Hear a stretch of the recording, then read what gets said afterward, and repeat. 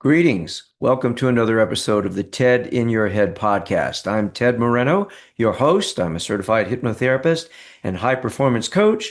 And in this podcast, as well as in my work, I help people to release those blockages to health, happiness, and success. And the vast majority of those blockages are right here in our heads. And once we start working on releasing those blocks and self-limiting beliefs, low self-worth, bad habits, once we start moving those things out, we are on a path to personal transformation.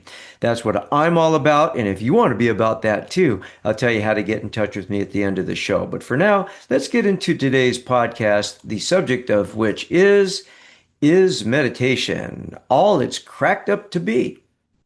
What's the big deal with meditation? Well, meditation's been around for thousands of years. Silicon Valley executives do it, celebrities do it, professional athletes do it, monks do it, therapists recommend it. But is meditation really all it's cracked up to be, or is it just another wellness fad? Let's start by defining what meditation is. And there are many ways to define meditation. Most definitions agree that meditation, often referred to as mindfulness practice, is a way of training attention and awareness to create greater mental clarity, emotional balance, relaxation, concentration, and overall well-being. Now, meditation has been practiced for thousands of years, and it's found in many religious and spiritual traditions. There are meditation practices that involve sitting, standing, walking, moving, such as Tai Chi, and even dancing, such as the whirling dervishes. So is meditation all it's cracked up to be? Does it really live up to the hype? A growing body of research says yes, and shows that meditation can be remarkably beneficial. In recent years, scientists have studied meditation extensively, and the research suggests that regular meditation can reduce stress, anxiety, and symptoms of depression. It has also been shown to improve sleep quality, lower blood pressure, enhance focus and attention, and increase emotional resilience.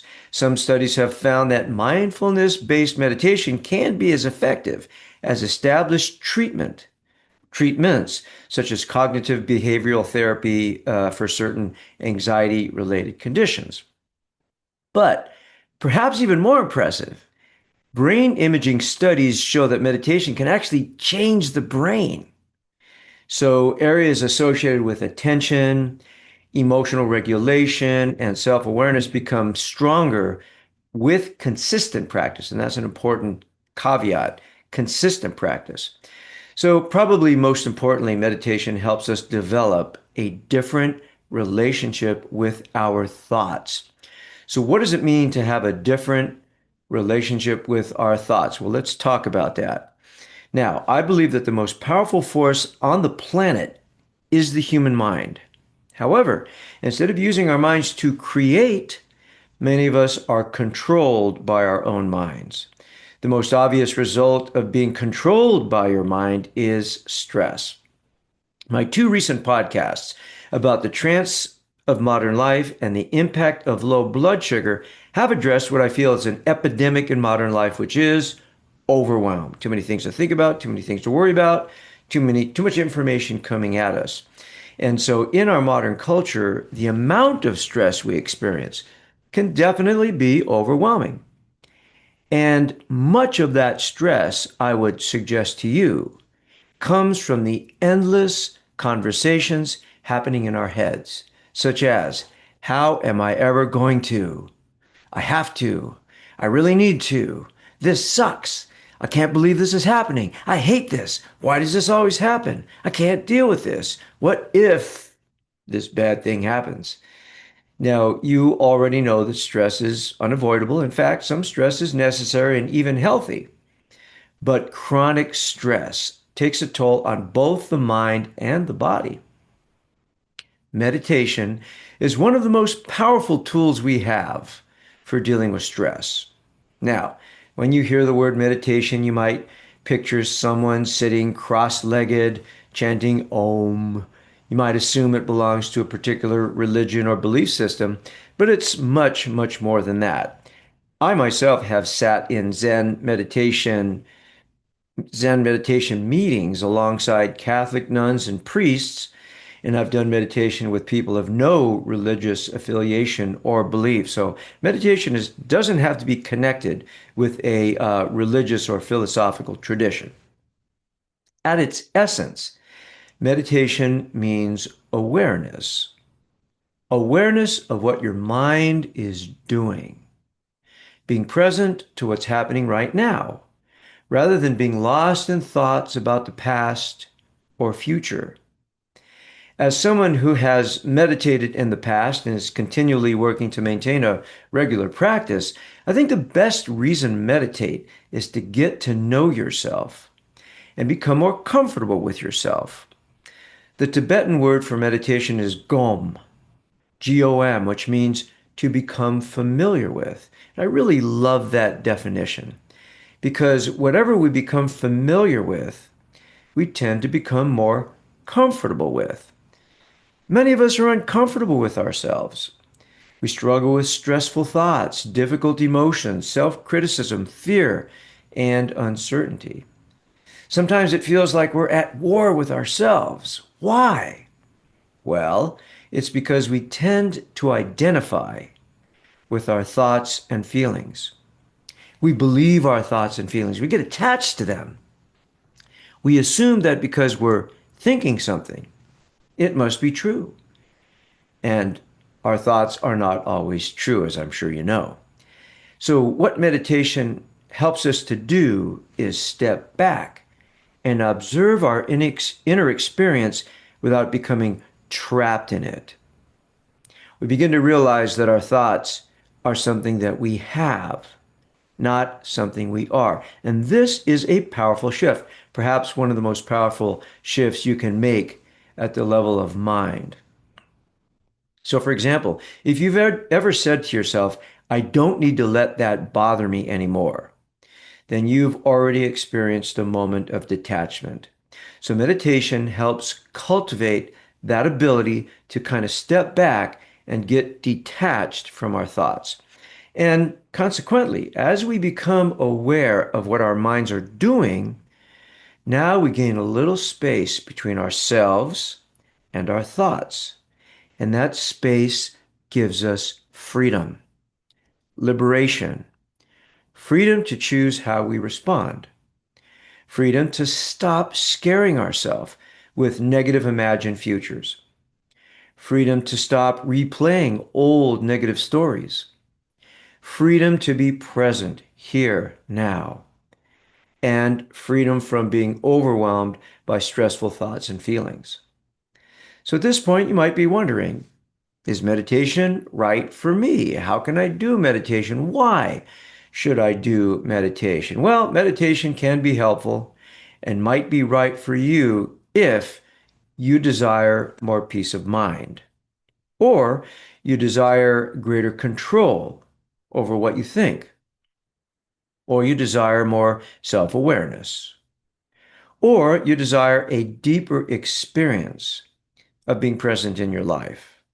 Now, I'm not a meditation expert or a meditation teacher, but I'd like to share a very simple technique that can introduce you to the benefits of meditation. Remember, meditation is called a practice for a reason. The goal isn't perfection. The goal is practice to get better. So I also want to remind you that meditation is not a quick fix. Achieving sustainable benefits does take long-term, consistent practice. But I would also suggest to you that if you were to meditate every day for 5 or 10 minutes, you would feel a difference in as little as 2 weeks. So here's a very simple meditation practice. Start with just 5 minutes.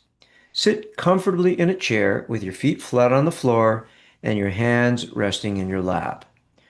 Of course, you want to choose a time when you won't be rushed or interrupted. Become aware of your body. Notice how it feels. Notice any tension, energy, or sensations. Take a few slow, deep breaths and then gently close your eyes. Allow your breathing to return to its natural rhythm and simply observe the breath. So fundamental. Now, thoughts will arise. Your mind will wander. That's completely normal. When you notice you've been carried away by a thought, gently return your attention to your breathing. Don't judge yourself or try to stop your thoughts. This is a big misconception people have about meditation. Even the most experienced meditators are not able to stop their thoughts for very long. We want to simply observe. Practice daily if possible. Even 5 minutes can make a difference. One recent study found measurable changes in relaxation and focus after just a few minutes of meditation. So the benefits increased as people continued practicing. Now, we can also practice meditation while we are driving. Now, please do not close your eyes while you're driving. Instead, practice being present. Notice the color of the car in front of you. Notice the sky. Notice the trees. Notice where you are. Most people drive while mentally somewhere else. Try driving consciously and mindfully. There's another type of meditation called focus meditation. And this is where you choose an object like a candle flame or a flower, a tree, a statue. You simply look at it. The idea is to observe it without labeling, without judging or analyzing. So we're just present, we're just noticing this thing that we're focusing on. A candle is probably the most popular thing to focus on. There's also a different type of meditation called devotional meditation. So these are meditations that are more often associated with religious beliefs or philosophies.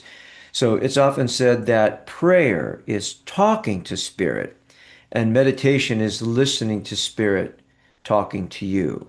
So when you do devotional meditation, you might focus on divine love.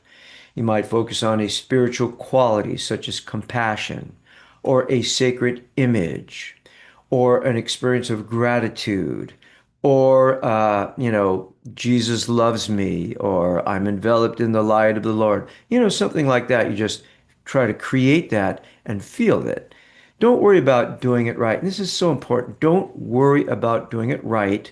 The point is to create a habit of letting go of stressful thinking and returning to the present moment. Now, let me recommend a book if you're a beginning meditator. If you're interested in developing a meditation practice, I highly recommend the book Wherever You Go, There You Are by John Kabat-Zinn. In fact, I have the book right here, and it's an awesome book. It's simple, practical, non-religious, and probably one of the best introductions to mindfulness meditation ever written. The chapters are very short, they're easy to read, and it's full of wisdom that you can immediately apply to daily life. So remember, you can read this podcast at tedmoreno.com/blog, and you can click on links and all of that good stuff. Now, there's a lot of books, there's classes, there's apps, online resources, many things available today. The key is to find a style that works for you and start small. To be able to sit quietly with yourself, to be able to become familiar with your own mind and discover a deeper sense of peace may be one of the greatest gifts you can give yourself. So, is meditation all it's cracked up to be? In my experience, and according to the research, the answer is yes. Here's a couple of quotes. You may have heard a guy named Paul McCartney said, meditation is a lifelong gift. It's something you can call on at any time. I think it's a great thing. And then you may know Paul McCartney's buddy. His name is Ringo Starr. And Ringo said, at the end of the day, I can end up just totally wacky because I've made mountains out of molehills. With meditation, I can keep them as molehills. So that's Ringo Starr. And if you're old enough or you know a lot about the Beatles, you may know that Paul and Ringo and the rest of the Beatles hung out in India with Maharishi Mahesh Yogi, the founder of Transcendental Meditation. But you don't have to travel to India to learn meditation. Just start with a few minutes a day. So I hope you enjoyed this podcast today. I highly encourage you, if this is something you find interesting, I highly encourage you to explore the practice of meditation. It can truly change your life. Again, if you want to read this as a blog post, you go to tedmoreno.com/blog, and this podcast should be at the top of the page there, and there's links you can click on, and you can read it and even print it out and save it, the step-by-step things that we've talked about, if that's helpful for you. And of course, if you need help quieting your mind, if you need a little greater motivation to do any kind of mindfulness practice, I can help you with that. So if you go to tedmoreno.com/contact or contact/us, then you can send me an email. You can request a complimentary phone consultation, 30 minutes. We'll talk about your situation, find out if hypnotherapy is right for you. And if it is, and you think it is, then we can actually schedule your first appointment. So thank you so much for tuning in today. I appreciate you. So take good care of yourself. And if you can, take good care of somebody else too. We'll talk to you soon. Thank you. And bye-bye now.